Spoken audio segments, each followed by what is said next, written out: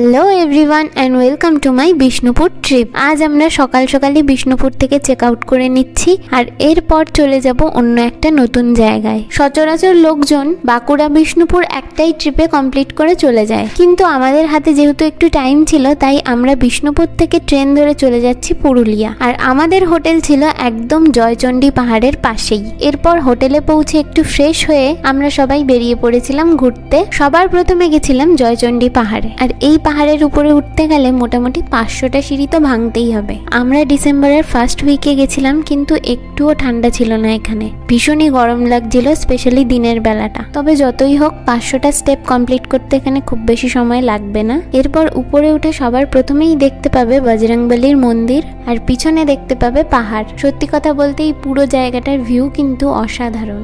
এরপর এখানে কিছুটা টাইম স্পেন্ড করার পর আমরা নিচে নেমে আসলাম আর রওনা হলাম নেক্সট জায়গার উদ্দেশ্যে, যেটা ছিল গড় পঞ্চকোট। আর এখানে গিয়ে আমরা সেদিন অনেকটা সময় ছিলাম। সব থেকে সুন্দর লাগছিল এখানকার আর্কিটেকচার গুলো। আর্ট আর হিস্ট্রির প্রতি যাদের ইন্টারেস্ট আছে তাদের জন্য এই জায়গাটা কিন্তু সেরা। তারপর দুপুরবেলা আমরা এখান থেকেই লাঞ্চ করলাম। আর তোমরা যারা নেক্সট ঘুরতে আসবে তারা প্লিজ এই হোটেলটা থেকে একবার খেয়ে দেখো, সত্যি অসাধারণ খাবার। তারপর এখানে আরো কিছুটা সময় কাটানোর পর আমরা আবারও গাড়িতে উঠে রওনা হলাম নেক্সট জায়গার উদ্দেশ্যে। সত্যি কথা বলতে আমাদের এই ট্রিপে বাঁকুড়া আর বিষ্ণুপুর তো কনফার্ম ছিল, কিন্তু পুরুলিয়াটা জাস্ট লাস্ট মোমেন্টে অ্যাড হয়েছে। আর এখনো পর্যন্ত আমি যতটুকু পুরুলিয়া ঘুরেছি আমার এখানে আসার ইচ্ছা আরো দ্বিগুণ হয়ে যাচ্ছে। আর এদিকে মোটামুটি আমি বাদ দিয়ে সবাই ঘুমে মগ্ন, তাই লাস্টে সানসেট দেখতে আমরা পৌঁছে গেছিলাম বরন্তিতে। আর অন্ধকার হওয়ার আগে পর্যন্ত আমরা এখানেই ছিলাম। এই দিন এখানে প্রচুর ভিড় হয়েছিল আর অনেক লোক ছিল, কিন্তু আমরা নিচে নেমে এসে এই বোল্ডার গুলোর উপরে বসেছিলাম। আর আমার বোন